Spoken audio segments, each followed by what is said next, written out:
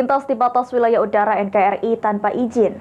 Satu pesawat asing diturunkan oleh dua pesawat tempur TNI Angkatan Udara di Lanut Sri Mulyono Herlambang. Aksi ini bagian simulasi yang dilakukan oleh TNI Angkatan Udara.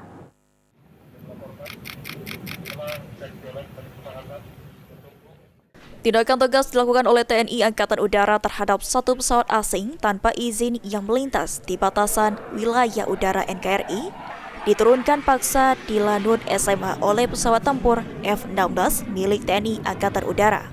Setelah mendarat, pilot pesawat langsung diamankan lalu diinterogasi di ruang base OPS Lanut SMA bersama unsur terkait lainnya. Aksi ini bagian dari simulasi yang dilakukan oleh TNI Angkatan Udara guna mencegah adanya gangguan dari pihak asing. Simulasi ini disampaikan oleh Danlanut SMH Kolonel PNB Rizaldi F. Ranza, melibatkan sejumlah personil TNI Angkatan Udara dari Lanut SMH, Rusmi Nuryadin, Halim Perdana Kusuma, dan Supadio.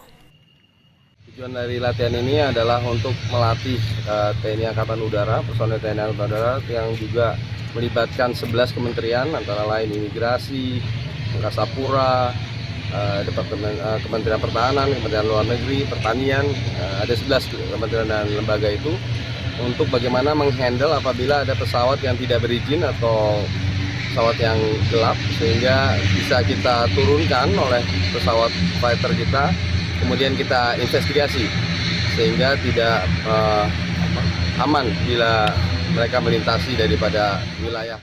TNI Angkatan Udara sendiri akan terus meningkatkan kemampuan personel guna mencegah adanya pesawat asing tanpa izin melintas di wilayah udara NKRI. Firman Hidayat, PAL TV.